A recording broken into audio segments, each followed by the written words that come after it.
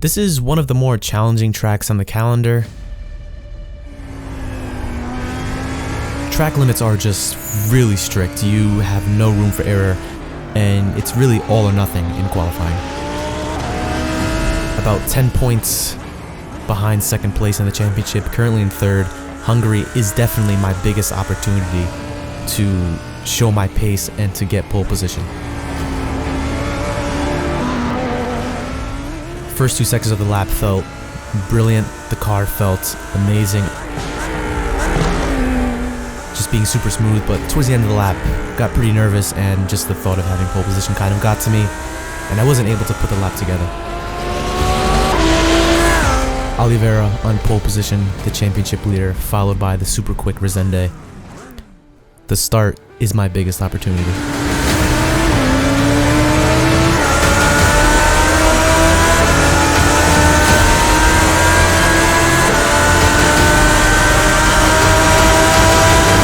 Already a challenge up front through turn one.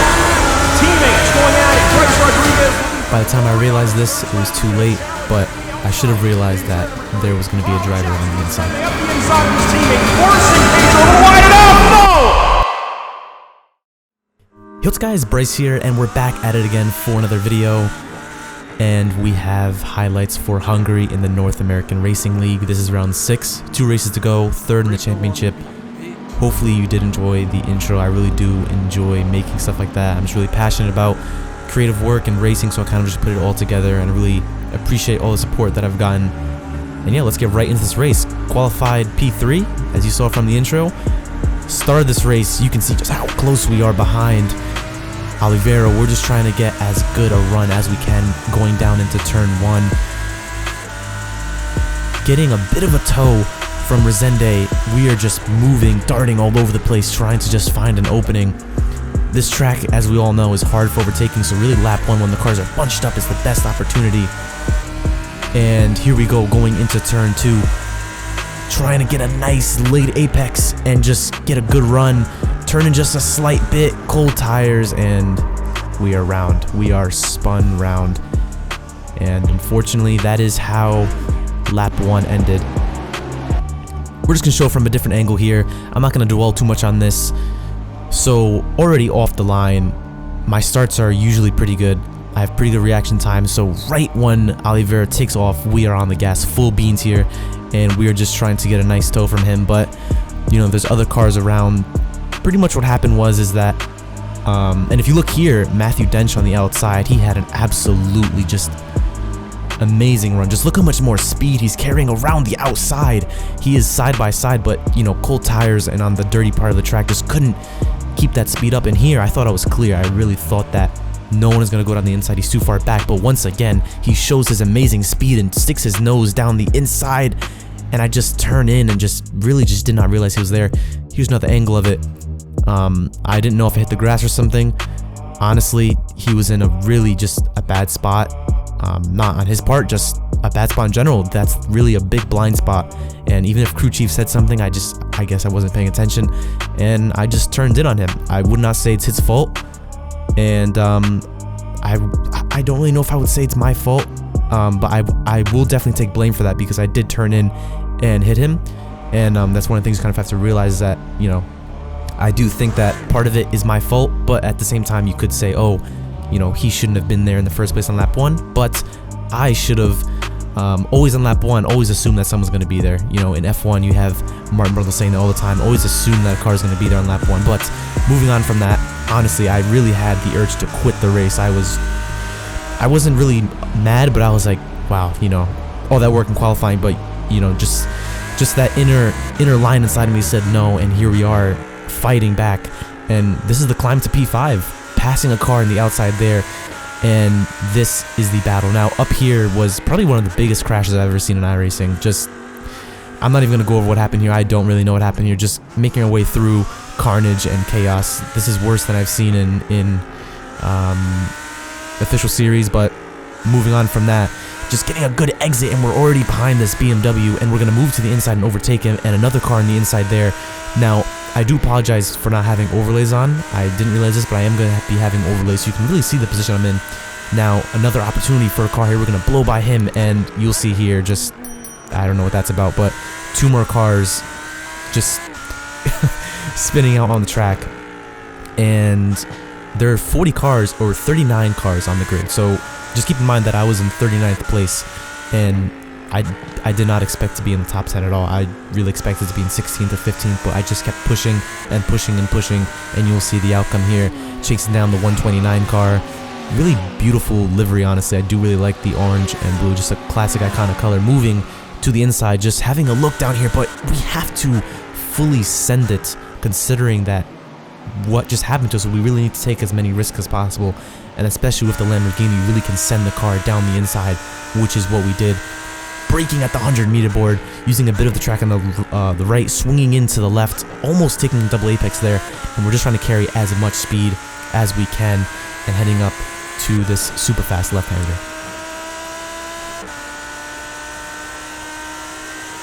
Braking once the curb starts, taking a lot of curb on the inside, being very careful of track limits, braking around the outside, and we almost make it through before the corner ends, but we get the move done around the outside. I really appreciate being given so much space too, because sometimes I do get pushed out wide there. We have the chicane here, a lot of dirt on the outside there, which is pretty cool. Next up, we're chasing down a Porsche here. And again, I don't have the overlay, so I do apologize if I don't exactly know your name. If you're from the league and you're watching this, but I will try to have that in the next video. And this right-hander here, I kind of knew that was one of my strengths on this track. Again, just having a little peak down the inside, but just not worth it. Getting a late apex here, that's really crucial, because look at all the speed we're going to carry. Not that big of a run. Braking right below the Heineken board, and we get super close, getting a late apex once more, and we are on the charge. When I tell you I was pushing, definitely one of the more, I think one of the most fun races I've had, and that's just because when you come back from something like this, it really does feel good, even if I didn't finish in the top 5. It just felt good that I actually finished the race and brought the car home. Getting a nice slipstream, going down into turn 1. Are we close enough? We make a huge dive down the inside, but we get the move done. And we get past the Porsche, and you can see the 3 cars in the distance are our next targets for this race. This track, as we all know, hard to pass, but I've driven this track for a very long time, so I kind of know it inside out. So just having that knowledge about the track and where to pass and where not to pass was really an advantage for me. That was an off track right there. The off tracks, I had 9x in this race. Max is 15, I believe, and you'll get a drive through. So I was really pushing it there. I've had worse in races if I had 14x before, but the highest this season, definitely.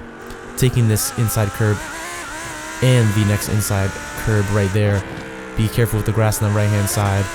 And really at this point, I wasn't really taking care of the tires. I wasn't really having that in consideration, just because, again, I didn't really have the luxury really to take care of the tires, because I just needed to push as hard as I could. And if the tires died at the end, well, they died at the end. At least I got the most out of them, which is what we're doing now. On the straight here, we pass an Audi coming out the pits. There's a Ferrari in front of us, a little bit of oversteer, and that allows us to get a beautiful exit out of turn 1, and we make that pass on that Ferrari. And this will move us up another position in the race, but he's still there on the inside. I actually braked a little bit earlier just so I could try to get late apex, but some of the drivers in the back were just being a bit more considerate, just considering that I'm faster. He did slow down for me just a little bit, but nevertheless, we did get the pass done, and then now we're chasing this Lamborghini front right-hander, getting a super good exit, and we have a bit of slipstream, taking a peek down the inside, but going back where we belong behind that car. But then we're going to get a super late apex and take that position back. And now we have a purple BMW in front of us. And it took us just about 1 lap to catch up. Again, this right-hander is where I'm super strong. I'm able to get a really late apex in that corner. He defends the inside line, but this is a problem, because then I can get a really late apex. And we don't carry that much speed because the BMW is very quick. But then again, we're just trying to show him that we're there and just use all of the track we can. And coming around to the last corner here, we're going to try to get a late apex, but these cars are so heavy that it's kind of hard to get a good exit on these long corners and kind of slingshot your way out. And you can see at this point in the race, I still had damage. There's 2 pit stops in this race and there's 1 fast repair. But I do have damage, so I wasn't really maximizing the car. Braking down at the 100-meter board, and he goes deep into turn 1, and we just stay tight to the inside to avoid any contact or anything like that, and we get the move done. And we move ourselves up to another position. Again, I don't have the overlays on, so I'm not 100% sure where I am at this point in this race, but I'm assuming I'm somewhere maybe 16th, and I did get a lot of cars in the pits because my pit stop was very quick. Just kind of risking it all in the pits. And this is maybe half hour into the race, kind of like the midpoint, a little bit before the midpoint, actually before the pit stops, and we're chasing down a Porsche here, and this race actually went by really quickly, and that's just because of all the action in it and just me really focusing. I was super zoned in, chasing the 141 Porsche. He goes a little bit wide there, and we're gonna get a late apex heading up into the chicane section, braking right before the curb starts, taking it nice and easy through here, just focusing on the exit, which we get a great exit, but there's a corner right there and we don't want to do anything dumb like that. Move to the left, swing the car back to the right, straight lining that exit. And as you can see here, approaching the right-hander, like I said before, which I can just carry just a little bit more speed, and we get a really good run on him here. We're going to dart to the inside, and are we going to get the move done? We brake super late. Brake at the same time, but we just carry a little bit more speed than him, and we get that move done, and we pass another car, and we are still on this charge. We're not giving up yet, and this moves us up to another place. Now this is the lap where we go into the pits. There's 2 pit stops. This is pit stop number 1. We pit right towards the end of our pit window, taking a nice line into the pits. Really, this pits are really crucial, especially when there's 2 of them. You can gain or lose up to 3 seconds in the pits. There we go, lollipop goes up, and we are out and away on the track once more. Going down to turn 1, you can see there's no traffic behind us or anything like that, so that was able to give us some nice clear air. And we see a few cars in front of us, but we have some catching to do, some chasing to do, in fact, and this is where the chase begins. So after our first pit stop, this is 7th place right now. We are in 7th place, and we have DeFries in front of us in this awesome livery that I've actually been looking at for a while. It's actually a really awesome livery, but here we go on DeFries. We have 1 more pit stop to go, and I knew that I was faster, but I kind of thought, you know, if I fight him too much, I'm going to lose time to that P5, which is really what I'm looking for, because we're in P7 right now. So I didn't really want to waste too much time, but just my inner instinct just wanted to pass him on track, so I decided to go for the undercut, which is what we did. So this is a lap that I actually pit. You can just see we're super close to him, but he's also a very quick driver, so he was able to not really get past so easily, and we're kind of approaching the front runners of the grid, so they are very fast, and this is going to be more challenging for us. Taking this right-hander here, you can see I don't really gain that much of an advantage as much as I used to. So now, braking down for this right-hander here, braking at the 100-meter board. At this point, I was sort of managing the tires, managing the fuel, because this lap is where I'm going to dive into the pits, and then the lap after that is really where I'm going to full send it, basically towards the end of this race. So going into the pits here, again, we're getting a nice line, and we actually pass him in the pit lane, which is going to give us a little bit of an advantage when he pits. Lollipop goes up once more, and we come out the pits, and he is most likely going to pit next lap, so this is where we really need to put in a really quick out lap. We have a back marker here, which didn't affect us at all, actually. He moved over, which is super beneficial for us, so we just take the inside line and get the position back. You know, it's really a risk with the undercut, overcut, but there he is. We come out the pits, and we are close to him, but we did pass him in the pit stop, which was really crucial, and we're about a second in front of him, which really was super helpful because I didn't have to waste time passing him. Towards the end of the race, there's about 10 minutes left in this race now. I'm in 6th place, so this is the fight for P5, and this is John Sedlak in the Audi. Another quick driver, and it was not easy to get past him. He was making that car super wide. Tires were dead. At this point in the race, I had a few moments myself of just almost losing the rear end. And we dart to the inside once more just to try to just have a peek, just apply more pressure just to maybe eke out a mistake before the end. And we are super close. And there's about 5 minutes left in the race, so it's basically now or never to get this 5th position.